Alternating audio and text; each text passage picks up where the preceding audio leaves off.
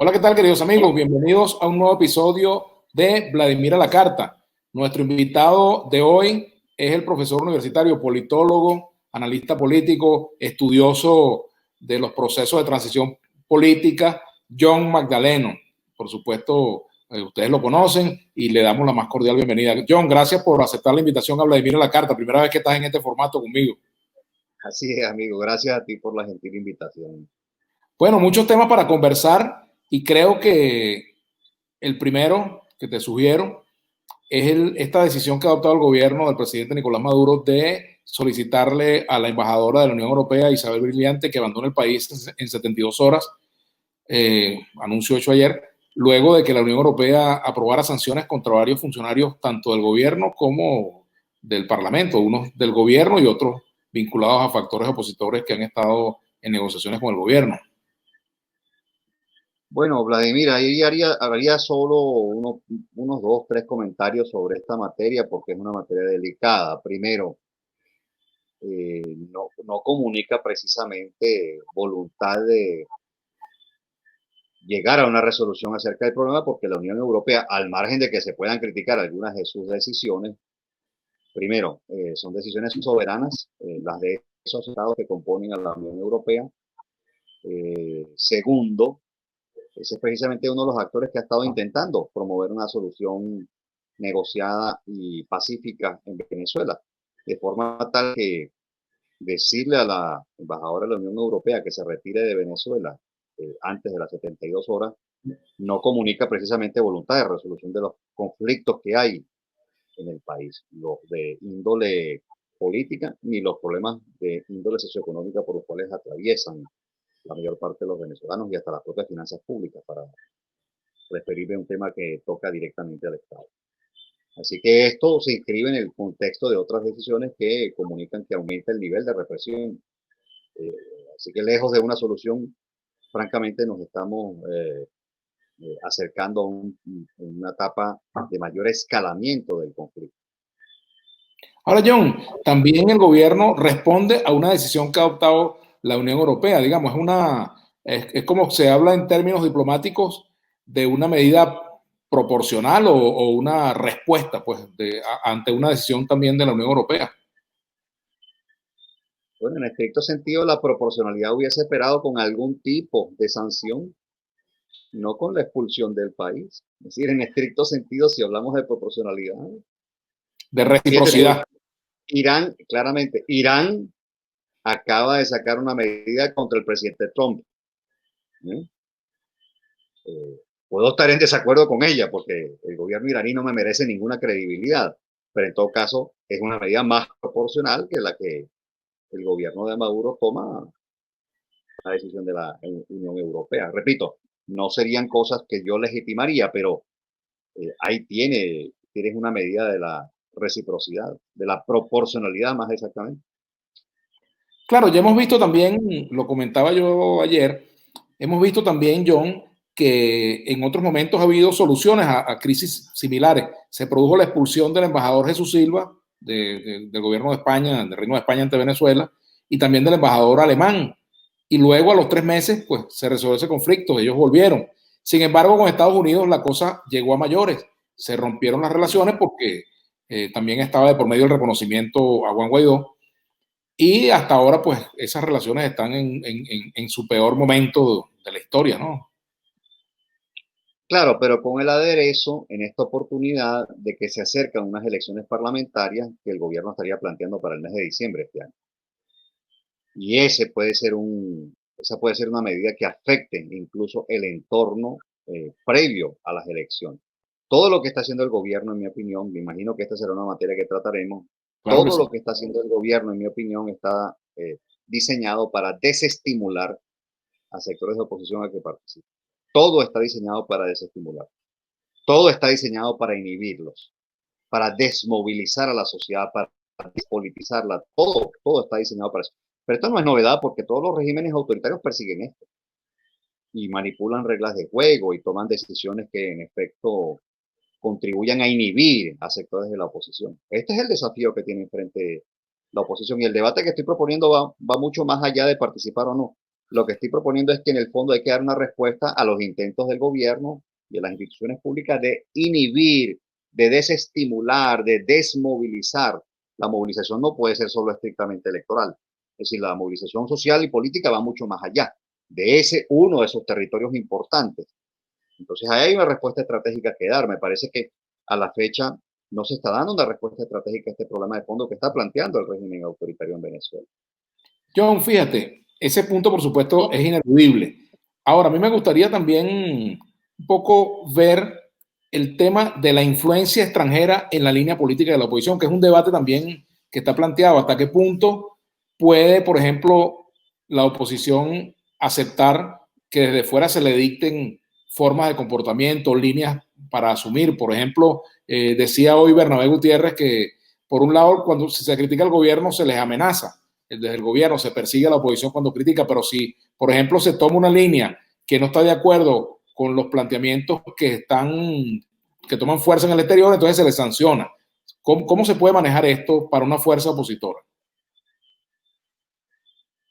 Bueno, es francamente complejo, Vladimir, porque la entrada a escena de los factores internacionales estuvo esencialmente promovida incluso por propios sectores de la oposición.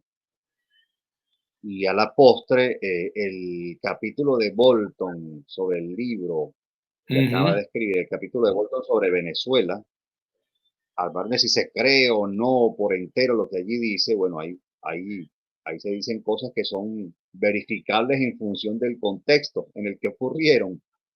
Eh, unas son apreciaciones de Bolton, pero otras sí son verificables.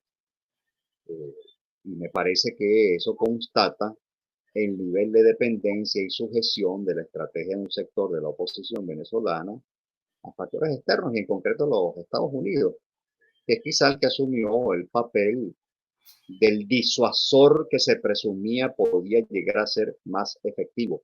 Lo digo con cuidado, el disuasor que se presumía podía llegar a ser más efectivo porque en torno a él se tejió esta idea de la amenaza creíble en la medida en que se podía promover, se podía llegar a producir una eventual modalidad de intervención militar extranjera, que por cierto, algunos opositores le sugerían y le exigían incluso casi públicamente la modalidad más costosa de intervención militar extranjera, que es la de ocupación territorial con tropas.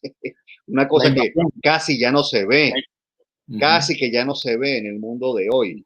Estados Unidos está retirando tropas en el mundo. Vladimir ha retirado en fecha relativamente reciente 9.000 tropas. Es decir, más bien la entrada y permanencia de tropas en conflictos internacionales ha tenido un creciente costo para los Estados Unidos del que hasta la propia administración Trump es consciente y ha respondido. No, esto no ocurrió con un gobierno demócrata. Aunque por cierto ya con Obama venía un proceso de retiro de tropas, pero es que esto está ocurriendo también con una administración republicana y más aún a la cabeza de la cual está Donald Trump. Así que esto por un lado. Por otro lado, a mí me pareció un error desde el día uno y no es la primera vez que lo estoy diciendo, tú me lo has escuchado decir en otras oportunidades, me pareció un error hacer depender el éxito o eventual avance de la oposición en la dirección de una transición a la democracia de la actuación de factores internacionales. Esto es un grave error, como lo he explicado en varias oportunidades a lo largo de años, entre otras cosas porque en la mayor parte de los casos en donde se produjeron episodios exitosos de transición a la democracia fueron los factores domésticos los detonantes del inicio de la transición, en la mayor parte de ellos. No estoy diciendo que no hubo presión internacional, la hubo en muchos de esos casos, pero Vladimir, si tú encuentras que de 102 casos que has examinado, en 83 fueron los casos en donde las variables domésticas fueron las que terminaron operando como detonadoras, disparadoras de procesos de transición a la democracia, bueno, eso te da una indicación acerca del peso que tienen las variables domésticas. Y esta estrategia sujetada, amarrada a la eventualidad de una intervención militar extranjera, obviamente terminó desempoderando, como lo dije hace muchos meses, no es novedad tampoco, terminó desempoderando a factores de la propia oposición política, terminó desempoderando a la sociedad civil y obviamente a la gente. Si tú le dices permanentemente a la gente, en clave propagandística, si le dices, solos no podemos, ¿qué le estás comunicando a la gente? Que otro tiene que hacer trabajo. Que su organización, que sus tareas, las tareas domésticas, son irrelevantes. Y no es verdad que son irrelevantes. Que no hayan sabido ser aplicadas es otra cosa. Que no se haya sabido, por ejemplo, iniciar en Venezuela un serio proceso de organización social y política es otra cosa. Que no se haya podido implementar en Venezuela, por ejemplo, la constitución de una gran red nacional en el marco de una coalición nacional de envergadura es otra cosa. Que usted no haya sido capaz, por ejemplo, de articular a factores de oposición porque restringió de nuevo las decisiones a 4 grandes factores es otra cosa. Que usted no haya podido llegar a arreglos estratégicos entre varios factores políticos y sociales, incluyendo ahora la sociedad civil, es otra cosa. Que usted le haya apostado en 2014 y en 2017 a la movilización social, a la protesta, como el detonante final del proceso, es otra cosa, que por cierto es un equívoco de cabo a rabo. Es decir, es que muchas cosas se hicieron mal y por tanto se pensó que, reforzando esta idea del desempoderamiento ciudadano, se pensó que aquí se ha hecho todo bien, se ha hecho todo lo mejor posible y bueno, se ha fallado en todo, entonces no queda nada por hacer en el plano doméstico y por tanto solos no podemos. No, vale. La verdad es que las transiciones operan muy distinto a lo que se ha intentado en Venezuela. La verdad es que para abordar una transición a la democracia hay que encarar 4 órdenes de problemas simultáneamente, pero no se resuelven de ipso facto, no se resuelven de inmediato. El primer problema, contribuir al debilitamiento de los centros de gravedad del régimen autoritario. Si no hay debilitamiento de las fuentes de poder, de las bases de su respaldo, que por cierto en regímenes autoritarios hegemónicos no son ni la población ni la opinión pública, son factores de poder real. Si no se contribuye al debilitamiento de esos factores, obviamente no se facilitan las condiciones de una disolución del régimen autoritario. Pero ese es el primer orden de problemas. El primero. El segundo, caray, que se inicie la transición. ¿Y cómo inicia una transición a la democracia? Con la restitución de garantías que han sido violadas. Con la restitución de garantías que han sido violadas. Y viene la pregunta crucial. ¿Cómo se restituyen las garantías que han sido violadas si los mandatarios autoritarios y esos factores de poder que le dan respaldo tienen un poder discrecional sobre arreglos, derechos, garantías, procedimientos que de otro modo sí estarían protegidas en democracia? Sí estarían protegidos en democracia, pero como se trata de un régimen autoritario, se violan. Bueno, aquí viene el detalle. Se tiene que contribuir al debilitamiento de los centros de gravedad y para contribuir a la disolución del régimen autoritario y a la restitución de garantías, usted tiene esencialmente simplificando un poco las cosas por razones didácticas, tiene 2 caminos. Si usted tiene poder fáctico, usted impone su estrategia. Pero si usted no tiene poder fáctico para imponer su estrategia, porque no tiene hard power, no tiene ni poder militar, ni el poder de alguno de los factores de poder que podría, la capacidad de influencia de alguno de los factores de poder que podría contribuir a imponer su estrategia, entonces usted tiene que buscar por intermedio de, por un lado, presiones y amenazas y simultáneamente garantías e incentivos, tiene que buscar algún proceso de conversación privada, por lo menos los factores de poder, algunos factores de poder. Cuando usted habla de esto en Venezuela, Vladimir, la gente de inmediato dice, tú estás sugiriendo una negociación gobierno-oposición. Esa es una modalidad posible de negociación. Pero se puede negociar con otros factores de poder, no necesariamente con el alto gobierno. Y esto tampoco es la primera vez que lo estoy diciendo. Tercer orden de problema. Una vez que inicia la transición, usted no tiene el futuro feliz asegurado. No tiene final feliz asegurado. En muchos procesos de transición hay retrocesos, hay idas y venidas. Es decir, la transición una vez que arranca tampoco es un proceso lineal.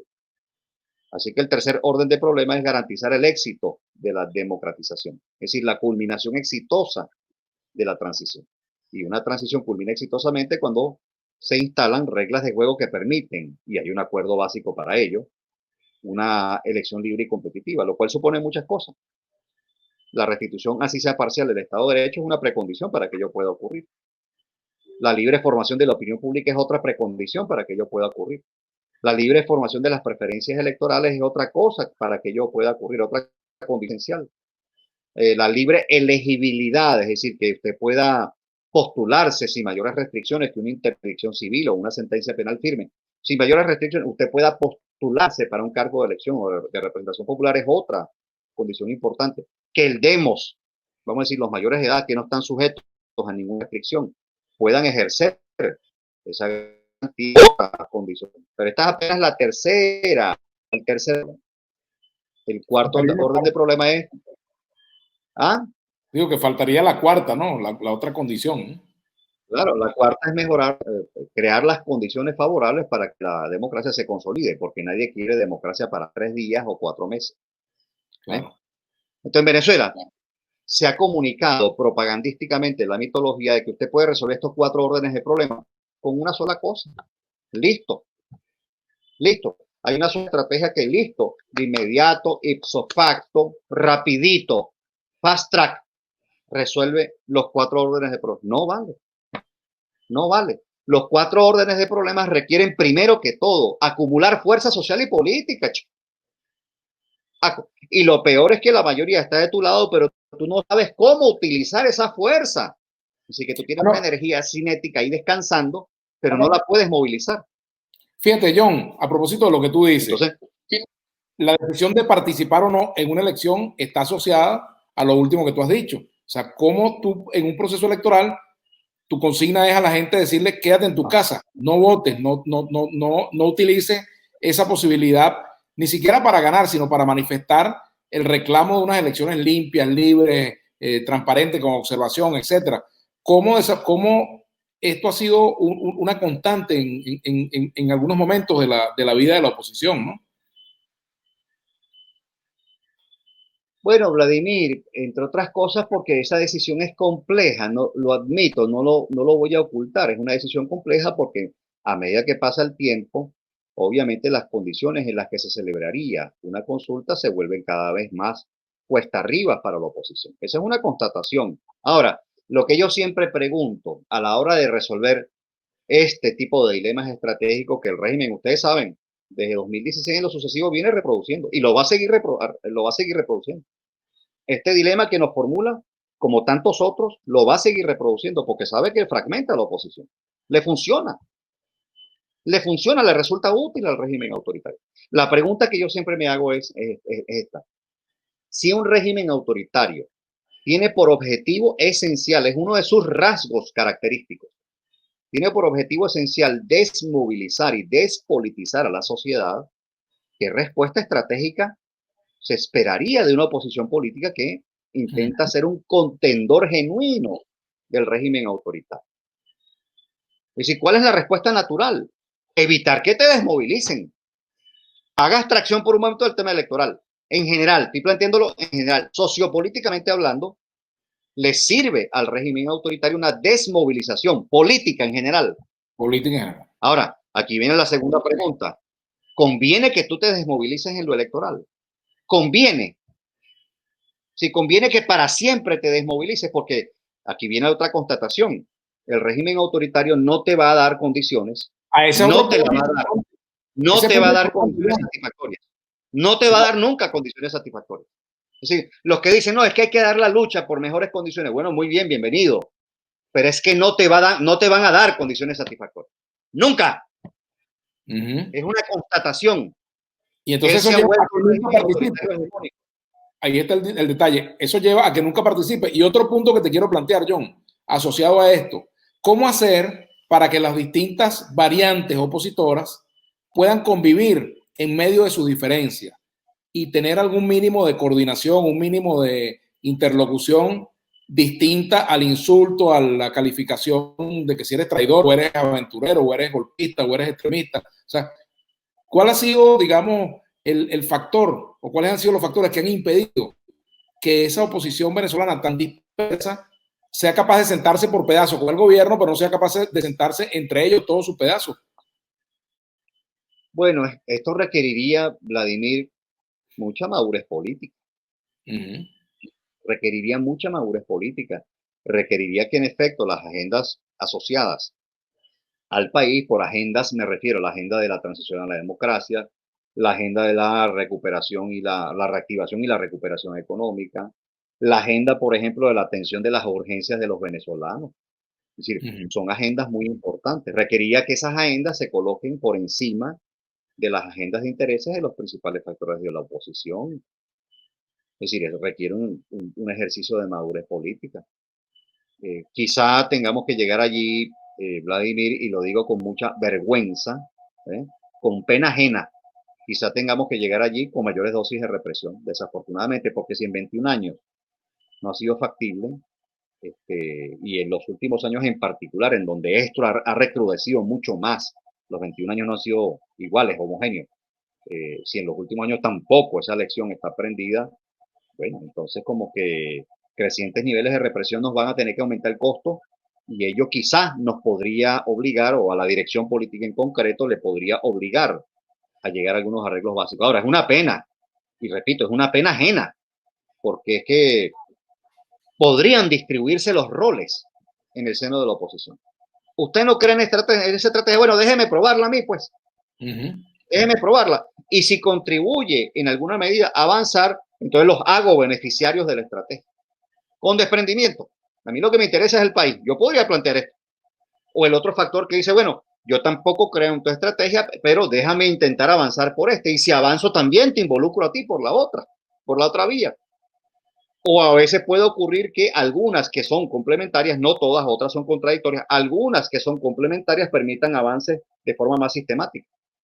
Es decir, lo que no puede estar ocurriendo, porque desprestigia a toda la oposición en su conjunto, es que uno ofrezca un camino, no funcione, descalifique al otro ofrezca un camino, no funcione, se descalifique el otro. Es decir, lo que está ocurriendo es que ninguna estrategia ha sido implementada en la modalidad en la que pudiera haber funcionado, en la que podría funcionar. Quizá habría que probar con otras variantes, pero hasta ahora no han funcionado. Unas porque no se han implementado, otras porque sencillamente tienen errores de partida de diseño. Yo no sé, John, si en tus estudios sobre la transición en distintos países te han permitido hurgar un poco en lo que ha sido el comportamiento de las fuerzas opositoras frente a gobiernos autoritarios, en cuanto a cómo se han recompuesto esas fuerzas, cómo se han dividido, luego cómo se han acercado y luego cómo se han cohesionado. ¿Cuáles son, digamos, algunas experiencias que puedas comentar al respecto? Bueno, la elección es dura allí, Vladimir. Sí, la coordinación estratégica es importante, pero muchas de esas oposiciones han tardado en entenderlo. Es decir, que la cohesión y articulación ha tardado años, ha tomado tiempo. No solo el caso chileno, que es uno de los más cercanos y que conocemos más porque tenemos vínculos con Chile, claro. en donde en efecto la oposición tarda mucho. La división fue bastante honda en la oposición chilena. Tú recordarás bien, Vladimir, el Partido Comunista y el MIR chilenos creían en la vía de la violencia. Frente Patriótico Manuel Rodríguez. Y lo intentaron hasta el final. Y hasta hubo unos 3 guardaespaldas, si la memoria no me falla, 3 guardaespaldas de Pinochet asesinados. Es decir, que lo intentaron y hasta bombas se colocaron de parte de algunos movimientos. Y no funcionó la posta. La estrategia violenta no funcionó. El propio Mandela era originalmente el líder del ala radical de su partido. Hay que recordar bien la historia. Por eso va a la cárcel, porque desafía abiertamente al régimen autoritario de Sudáfrica. Ahora hay un ejemplo, John, que me gustaría comentar contigo, que es el ejemplo salvadoreño, porque fíjate, en medio del enfrentamiento entre el Frente Farabundo Martí y el ejército salvadoreño, está una fuerza que era la democracia cristiana, encabezada por Napoleón Duarte, que incluso participó en elecciones bajo la consigna votos sí, balas no, etcétera. Pero al final, fíjate, allí se produjo una negociación entre las fuerzas en pugna desde el punto de vista militar, básicamente entre los factores militares y el Frente Farabundo Martí. Claro, Vladimir, pero de vuelta podemos llegar a una conclusión equivalente a la que venimos señalando. La oposición logra cohesionarse. En El Salvador hay un problema clásico que es el de acceso a la política, la crisis de entrada a la política. Si algunos actores estaban vetados, pues, estaban vetados. Entonces, claro está, ellos entendieron que no tenían otro camino que la vía violenta. Si usted tiene una crisis de acceso al poder, no permite el acceso al poder, es una opción que se llegan a plantear algunos sectores. Además, en el caso de El Salvador en concreto, obviamente la intervención de los Estados Unidos fue bastante clara, porque había visto en algunos de los vecinos cómo la izquierda se hizo del poder a la postre y las consecuencias que eso tuvo. Concretamente estoy hablando de Honduras y de Nicaragua, que es el caso emblemático que toma el gobierno norteamericano de la época como referente. Así Además, que existía la Unión Soviética. Claro, en plena Guerra Fría, mi querido amigo. La Guerra Fría, En plena claro. Guerra Fría todavía.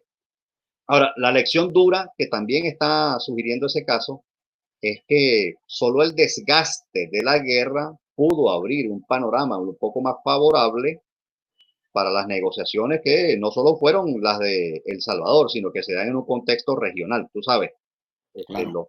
las famosas negociaciones que llevan a los acuerdos de Esquipulas, ¿eh? De Esquipulas, así es. Sí, a los acuerdos de Esquipulas que involucraban a Centroamérica en general y en donde intervienen, por cierto, muchos países Bueno, Venezuela jugó latinoamericanos. un rol allí fundamental, y Uno, entonces, los grupos uno y el contadores. grupo Contadora fue digamos, el contexto para una creciente capacidad de influencia de Venezuela. Por cierto, que uno de los actores que jugó un papel muy importante ahí fue Pérez, Claro, Carlos Carlos Andrés Andrés Pérez, Pérez.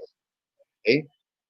Eh, Que también entonces, jugó claro, un la rol, mala noticia, perdón, John, también jugó un rol importante en la unificación de la oposición chilena, en unas importantes reuniones que se hicieron ¿cómo aquí en no? Caracas, en Venezuela, ¿Cómo en no? ¿Cómo Chile, ¿no? Que fue. la colonia Tovar, entiendo yo. Ahora tomar fue, ¿no?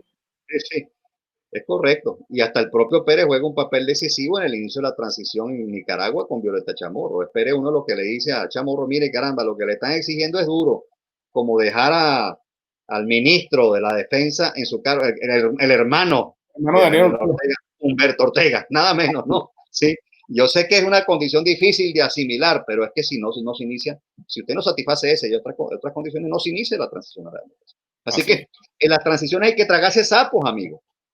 Y nosotros no queremos tragarnos sapos, queremos una cosa rápida, sin el concurso del chavismo, de ningún sector del chavismo, desalojándolos a todos ellos del poder. Incluso algunos sectores llegan a plantear que el chavismo es como un cáncer que hay que extirpar, ni siquiera se discrimina entre actores con poder, mayor capacidad de influencia, otros con menos. No, no, no, no.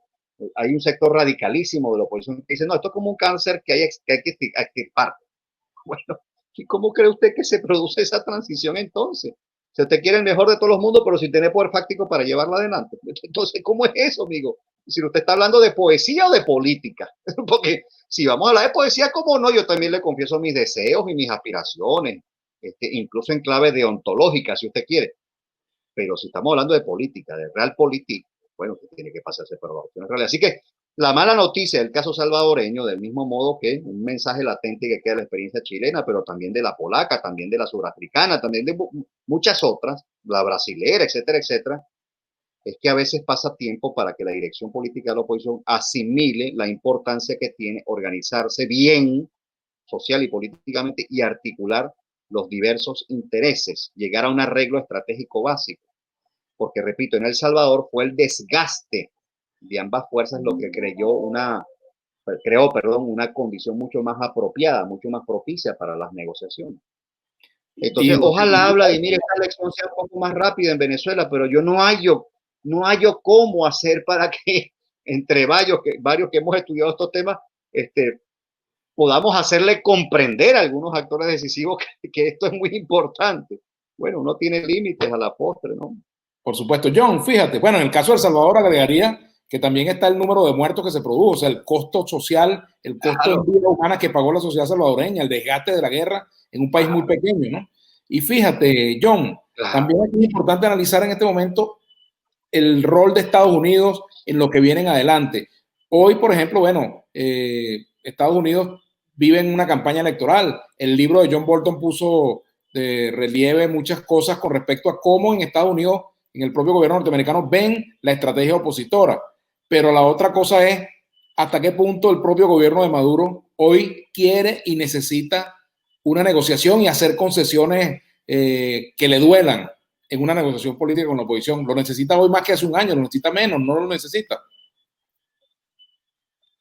Lo que pasa es que paradójicamente debiera necesitarlo más en la medida en que debería estar pensando en una elección que goce de un mínimo de legitimación nacional e internacional. En ese sentido, debería estar pensando en favorecer las cosas y una mejora relativa de las condiciones de la competencia. Pero no es lo que está haciendo Vladimir. Es decir, parece haber una lectura especialmente soberbia desde el poder, como para decir nosotros estamos en control y no necesitamos siquiera una elección que nos ofrezca mejores garantías de legitimación nacional e internacional. Es decir, el gobierno está actuando como si esto no lo necesitara.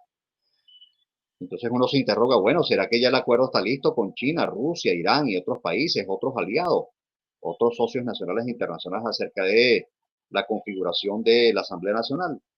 ¿Será que ya está listo eso y por tanto del mismo modo se producirían unas reformas legislativas que el gobierno puede estar pensando, en mi opinión, para volver viable o intentar volver viable la economía venezolana en virtud de la caída estrepitosa de los ingresos por exportaciones petroleras en el marco de las sanciones? Es decir, hay una lectura que a mí me parece cuando menos soberbia desde el poder. Eh, pero bueno, me sorprende en estricto sentido, Vladimir. No, en estricto sentido no. Es un régimen que, además de autoritario, hegemónico, en efecto, está acostumbrado, digamos, a plantearse objetivos de mediano y largo plazo y no creo que encuentre en la oposición en este momento contención alguna. La suma de errores cometidos es importante y no encuentra contención alguna. Y ya Si a esto ti te- ocurría desde Chávez, por cierto. Cuando Chávez no encontró contención, se radicalizaba. Esto quiere Ujú. decir que es un patrón sistémico, ya no es un patrón de Maduro o de Chávez, es un patrón del sistema. Si usted se debilita, quiero decir, la oposición, eh, El bueno, gobierno avanza. el gobierno así. Ahora, John, fíjate, yo te lo he preguntado otras veces y esa pregunta en distintos momentos quizás tiene respuestas distintas. Te he preguntado en otras oportunidades si te piden una opinión hoy con respecto a participar o no. Se ha cambiado el Consejo Nacional Electoral, ahí está, bueno, ya no es 4-1, ahí está Rafael Simón Jiménez, que para mí es una persona, bueno, lo conozco. Está el rector Gutiérrez, que es hermano de un dirigente de Acción Democrática, que bueno, está ahorita peleado con su partido y con Henry Ramos y tal, pero en su momento fue propuesto también por AD. Está Juan Carlos del Pino, que es rector incorporado, que es un rector opositor, y hay otros suplentes allí. En fin, el cuadro quizás no es el mismo, pero en medio de esta situación, y se está hablando incluso de aumentar el número de diputados, de aumentar la proporcionalidad, etcétera, y de darle mayor peso a las minorías, te pregunto, si te preguntan en la oposición, si te preguntaran o te pidieran una recomendación de participar o no, ¿qué adelantarías tú en este momento con estas condiciones? Ah, Vladimir, es que para llegar a respondérmela, yo tendría que responder tres preguntas previamente, que es la que les hago a los líderes de oposición con los que he podido conversar. Uh -huh. Primero, ¿pueden llegar a un acuerdo estratégico básico acerca de qué hacer? Uh -huh. Es decir, ¿pueden discutir el tema sin prejuicios para llegar a una conclusión políticamente, digamos, Conveniente. sí, políticamente conveniente, más conveniente? Segundo, ¿están en capacidad de organizarse política y electoralmente de cara a la elección parlamentaria? ¿Están en capacidad? ¿Han podido avanzar algo en estos meses? Están en capacidad porque, Vladimir, parte de los problemas que ha tenido la oposición desde 2017, desde la elección de gobernadores de octubre de ese año, es que la oposición no fue bien preparada para esa consulta, esa es la verdad. Y esto me lo has escuchado decir también. Se sabe que la oposición no colocó suficientes testigos y miembros de mesa en las elecciones de gobernadores de octubre de 2017. Como la persona que es mi fuente favorita de esta información me criticó durante mucho tiempo y me regañó, con razón, por cierto, por haberlo dicho públicamente, ahora que ya no es rector, lo puedo decir. ¿Se saben quién es entonces? Ahora que ya no es rector del CNE, ya Uh lo -huh. puedo decir, aunque ya lo había dicho, ya me habían regañado por eso.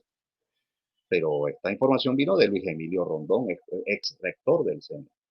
Uh -huh. Que decía que no Yo estuvo preparado, que no tuvo. pude ver la data, yo pude ver la data del número de testigos, porcentaje de testigos y miembros de mesa que colocó la oposición en las elecciones de gobernadores y alcaldes. En Miranda, por ejemplo, no llegan al 60% conforme a esa información. En En Miranda.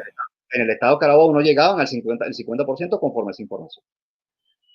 En el estado Zulia no llegaban al 75% conforme a esa información. Y ahí gana Guanipa, es decir, que pudo haberla perdido, al margen de lo que él luego decide. El caso es que gana, pero pudo haberlo perdido. Es decir, segunda pregunta que yo le formulo a los líderes políticos, ¿están en capacidad de organizarse para esa consulta? Porque requiere algunas destrezas y alguna capacidad organizativa. Tercera pregunta que les hago, ¿están en capacidad de organizar una genuina movilización masiva? Genuina movilización masiva. En Venezuela se cree que movilización masiva son 10.000 personas. No, chicos, estamos hablando de una movilización masiva que le genere reales costos al régimen autoritario. Un par de autoras, Erika Chinowet y María Estefan, establecieron en un libro el año 2012 que las protestas que pasan el umbral del 3.5% son las que realmente le generan costos. Saca la cuenta, Vladimir, ¿cuánto es 3.5 de 27 millones de habitantes? Que son los que quedan en Venezuela. Si estamos hablando de una protesta que le ronque los motores de 1 millón o más de personas. Que no lo hemos visto realmente, ¿no? Hasta ahora. No lo hemos visto, viejo. Por eso es que cuando se dice que aquí lo hemos hecho todo, es que podemos haber hecho muchas cosas, pero es que muchas las hemos hecho mal. Aquí se cree que todo lo hemos hecho bien, no vale. Si usted quiere le vale todo en serio al gobierno, al régimen autoritario, la protesta tiene que ser organizada y masiva, pero verdaderamente organizada y masiva. En Venezuela la protesta es espontánea, Vladimir. Es espontánea. Es decir, no hay una red de activismo social y político integrada, una coalición nacional que lo promueva. Por eso insisto en las precondiciones. Entonces, cuando se me pregunta, mire, caramba, ¿qué crees tú, John, que deberíamos hacer? Entonces, les hago estas 3 preguntas. ¿Usted está en capacidad de esto, de esto, de esto, de esto? Porque es que si le cometen fraude, su función es elevar el costo por intermedio de la protesta masiva. Para eso va la elección, para utilizarla como un detonante de otros procesos. Si no, no va. Es decir, si usted no puede formular un acuerdo estratégico base entre sectores de oposición, si usted no está listo político-electoralmente para la consulta, si usted no puede organizar una protesta masiva, verdaderamente organizada y masiva, entonces no vaya, porque usted no está listo para utilizarla como detonante. No, en Venezuela nunca se ha utilizado la elección como detonante. Nunca, nunca, nunca se ha utilizado como instrumento para debilitar los centros de gravedad. Nunca. En Venezuela se ha ido una elección para ganar y que te la reconozcan. Eso es otra cosa absolutamente distinta. La elección que en 37 casos ha funcionado para estimular una transición a la democracia ha tenido como precondiciones estas que he mencionado. Esto no es concha de ajo. Es decir, requiere un esfuerzo de organización social y política. Eso es John, lo que no se ha hecho en Venezuela, Vladimir. Una cuarta pregunta que yo agregaría a las 3 que tú formulas, ¿no? Y esta es para ti. Una cuarta pregunta de todas esas. En cuanto a costos políticos, al día de hoy, ¿qué puede resultar más costoso para la oposición? ¿Participar aunque pierda esa elección, aunque no esté muy preparado, o abandonar ese escenario y repetir el escenario del 2005? ¿Cuál sería el escenario más costoso? No tengo la menor duda, no tengo la menor duda. El costo mayor es no participar. No tengo la menor duda. Entre otras cosas porque los costos son triples. Aparentemente hay un beneficio de corto plazo que es la deslegitimación. Es que ya hemos constatado, por si acaso no se cree en la literatura ni en Magdaleno, es que ya hemos constatado que la deslegitimación popular no es suficiente para debilitar a un régimen autoritario hegemónico. La deslegitimación que cuenta en regímenes autoritarios hegemónicos es la que se produce de los propios factores de poder que le dan respaldo al régimen autoritario. Esa es la deslegitimación que cuenta. ¿Sí? Nos ha enseñado una cosa parcialmente cierta, Vladimir, que solo los regímenes democráticos gozan de algún tipo de legitimación. Sí, claro, solo los regímenes democráticos gozan de legitimación popular, mayoritaria. Sí, claro, pero es que en los regímenes autoritarios hay otro tipo de legitimidad, otro tipo de legitimación. Legitimidad es consentimiento. La de desempeño, que es muy Bueno, importante. es que el consentimiento se le otorgan factores de poder que tienen capacidad para imponer colectivamente las decisiones que tomen los mandatarios o esos factores de poder. La fuerza, Vladimir, la fuerza, la coerción, la coacción, la cooptación. Eso también es un instrumento que produce, así sea tácitamente, vamos, de modo negativo, produce consentimientos. Entonces, el punto es, aparentemente hay un beneficio si usted deja de participar, pero le voy a decir cuáles son los 3 costos. Y estamos cargando con esos 3 costos, fruto de la estrategia que se pone en marcha en 2018. Primer costo, elección en la que usted deje de participar es elección que usted pierde para intentar desarrollar capacidades organizativas a la postre. La lucha contra un régimen autoritario es un juego, para utilizar una expresión metafórica, un juego entre comillas, muy serio, por cierto, nada banal, pero es una disputa que se libra en varias rondas, en varias etapas. Así que lo que usted haga en una ronda, desde luego afecta sus capacidades futuras en la siguiente ronda. elección en la que usted deje de participar hoy quiere decir que deja de desarrollar capacidades para la otra ronda. Segundo costo. Bueno, imagínese usted que nadie en la oposición va para la elección. Bueno, muy bien, el Parlamento queda entonces en manos totalmente del oficialismo, en ese escenario hipotético que es límite, en un escenario límite, un caso límite. Es más costoso que se obtenga minoría parlamentaria o que no se obtenga siquiera alguna representación parlamentaria. La contabilidad es obvia. Se me dirá, para refutarme, de qué sirvió, John, que una mayoría calificada fuese obtenida por la oposición en 2015. Déjeme decirle de qué sirvió. De contención, aunque usted no lo crea. Los abusos hubieran sido infinitamente superiores en el caso de que el oficialismo hubiera obtenido la mayoría parlamentaria.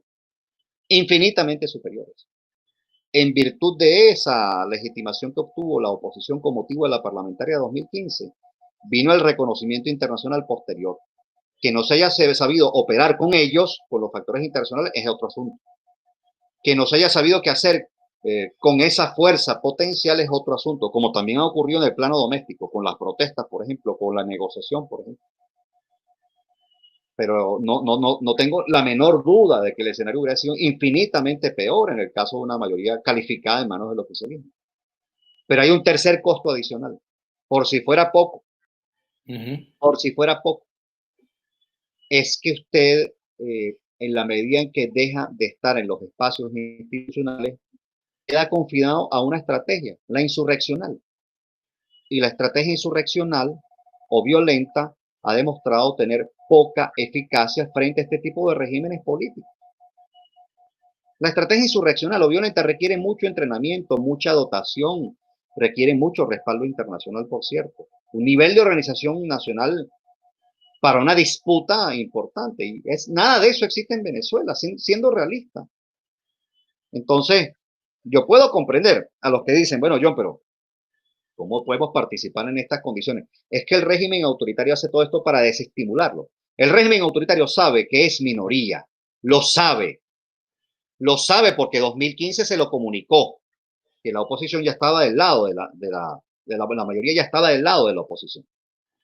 Y desde esa fecha cambió la naturaleza del régimen político. ¿Por qué? Porque el régimen autoritario, que hasta esa fecha, hasta 2015, era competitivo, entendió que si volvía a permitir una elección semi-competitiva o más o menos competitiva, se exponía a su desalojo del poder, a un debilitamiento de sus centros de gravedad. Así que lo que ha venido haciendo es exactamente aquello que desestimula a la oposición. Y la respuesta de la oposición, en mi opinión, en mi modesta opinión, es actuar por reflejo. En efecto, te desestimulo y la respuesta es me desestimulo. En efecto, si se actúa por reflejo. Pero mi interrogación es, ¿cuál es la reflexión de fondo y cómo intentas neutralizar la estrategia del gobierno si tú sabes que lo que busca es impedir que se exprese la mayoría? Impedir que se exprese la mayoría. Ese es el juego del régimen autoritario. Impedir que una mayoría que ya es robusta se exprese en su contra. Ese es el juego. Pero qué difícil es que se vea. Y qué difícil, obviamente, es confeccionar una estrategia para debilitarlo, porque, en efecto, el juego es rudo. La forma como procede y como opera el régimen autoritario es ruda. Es ruda y, en efecto, tiende a desestimular. La clave está, Vladimir, en mi opinión, la clave estratégica en lo sucesivo es en una cada vez más robusta organización social y política en Venezuela. En Venezuela. Esto fue lo que entendieron AD, el Partido Comunista y otros factores frente a la dictadura peregrina. Se me dirá, bueno, era de otra naturaleza, en efecto, era de otra naturaleza y de otro signo ideológico, pero esta lección la aprendieron. Ahora la aprendieron después de unos cuantos años, Vladimir. Este es el problema, que tarda el aprendizaje en llegar en la dirección política cuando encaran regímenes autoritarios duros. Ojalá este aprendizaje se acelere, honestamente. Ojalá. No estoy en mis días más optimistas hoy. Ojalá que el aprendizaje se acelere, pero el juego lo veo muy claro y la oposición otra vez sorprendida y actuando por reflejo, reaccionando a lo que hace el régimen autoritario. Ojalá haya chance para elevar un poco más el nivel de reflexión estratégica sobre estos asuntos. Ojalá, ojalá. Bueno, John, de esa manera cerramos nuestra conversación por el día de hoy. Te agradezco muchísimo tus reflexiones, tus opiniones. Muchas gracias, John. A tu orden. Bueno, será hasta la próxima. Gracias, queridos amigos. Gracias, John. Gracias, queridos amigos, por haber sintonizado Vladimir La Carta. Será hasta la próxima.